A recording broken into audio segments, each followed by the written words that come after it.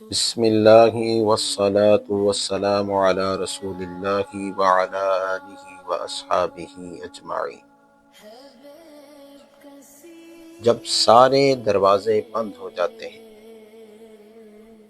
دنیا کے تمام بادشاہوں کے، تمام امیروں کے، تمام امراء کے، اور ہر طرف سناٹا چھا جاتا ہے، تو اس وقت بھی ایک دروازہ ہے جو کھلا رہتا ہے۔ وہ کون سا دروازہ ہے؟ وہ رب ذوالجلال کی رحمت اور مغفرت کا دروازہ ہے، جو رب اپنے بندے کو بخشنے کے لیے کھول دیتا ہے کہ میرا بندہ میری بارگاہ میں آئے، توبہ و استغفار کرے اور میں اس کی بخشش فرما دوں۔ آج اس ویڈیو میں آپ کو میں یہ بتاؤں گا کہ اللہ کی رحمت اتنی بڑی ہے کہ بندہ سوچ بھی نہیں سکتا اور اپنے ذہن میں اس کے بارے میں گمان بھی نہیں لا سکتا۔ یہ صحیح مسلم شریف میں ہمارے پاس جو یہ نسخہ ہے، 358 نمبر صفحے پر حضرت ابو موسیٰ سے روایت ہے۔ وہ آقا علیہ السلام سے روایت کرتے ہیں۔ آقا علیہ السلام نے فرمایا، حدیث قدسی،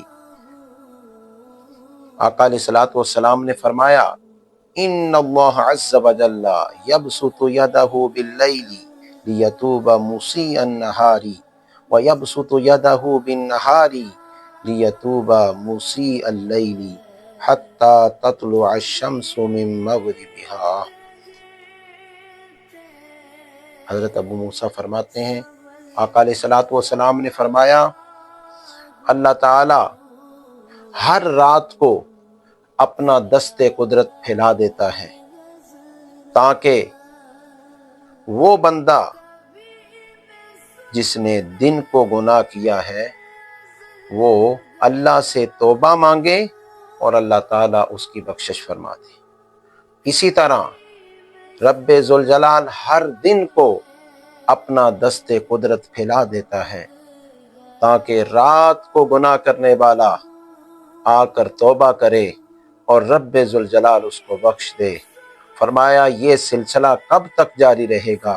کہا حتی تطلع الشمس من مغربہا، یہ سلسلہ تب تک جاری رہے گا کہ جب سورج مغرب سے طلوع کر جائے گا، یعنی قیامت تک یہ سلسلہ جاری رہے گا۔ اللہ تعالی اپنے بندوں کو بخشنے کے لیے دن رات اپنی رحمت اور مغفرت کا دروازہ کھولے رکھتا ہے۔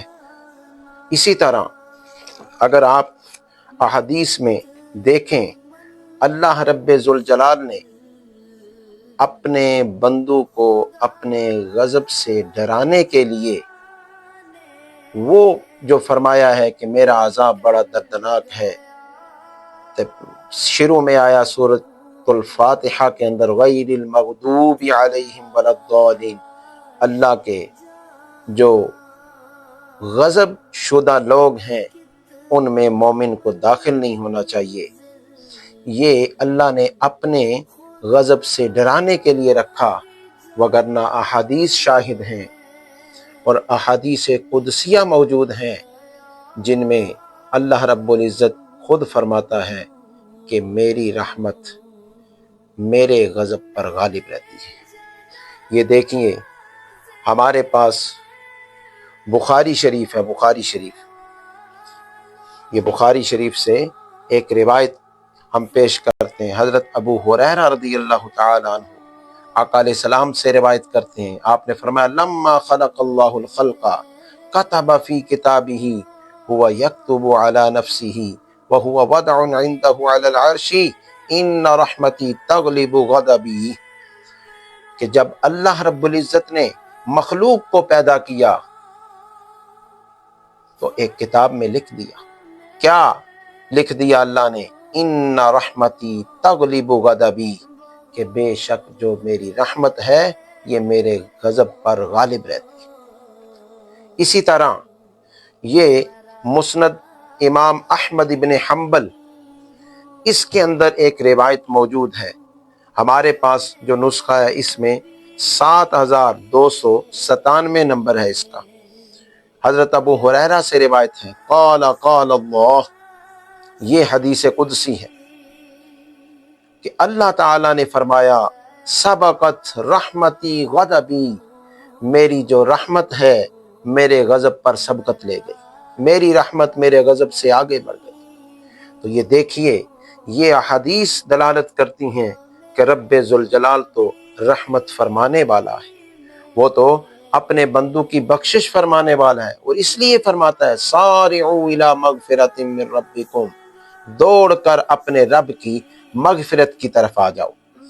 اسی طرح دنیا میں والدہ کی مثال مشہور ہے کہ والدہ بہت رحم کرنے والی ہے، لیکن آقا علیہ الصلوۃ والسلام نے فرمایا جو اللہ ہے، اللہ رب ذوالجلال اپنے بندے پر اپنی والدہ سے بھی زیادہ رحم کرنے والا ہے۔ یہ تو ایک مثال دے کر سمجھایا ہے، وگرنہ والدہ کے رحم اور اللہ رب ذوالجلال کے رحم میں کوئی برابری کی بات نہیں ہے، تمثیل کی بات نہیں ہے، یہ سمجھانے کے لیے بتایا۔ جیسے یہ حدیث مبارکہ حضرت عمر ابن خطاب رضی اللہ تعالیٰ عنہ سے روایت ہے، یہ لمبی حدیث ہے، بخاری شریف کی 8999 نمبر۔ آقا علیہ الصلوۃ والسلام کے پاس قیدی آئے، تو ان قیدیوں میں سے ایک عورت بھی تھی، اور وہ عورت کیا کر رہی تھی، اپنے پستانوں سے جو ہے دودھ نکال رہی تھی، جب اپنے بچے کو پاتی اس کو لپٹا لیتی اپنے ساتھ اور اس کو دودھ پلانا شروع کر دیتی۔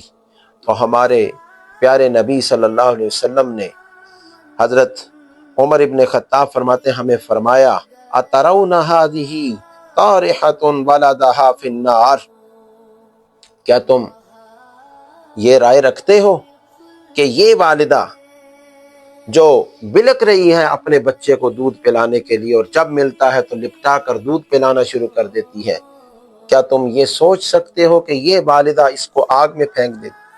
قلنا لا وہی تقدیر علی اللہ تطرحہ، صحابہ کرام نے عرض کی یا رسول اللہ ہرگز نہیں، وہ اگر قدرت رکھتی ہو تو وہ کبھی بھی اس کو آگ میں نہیں ڈالے گی۔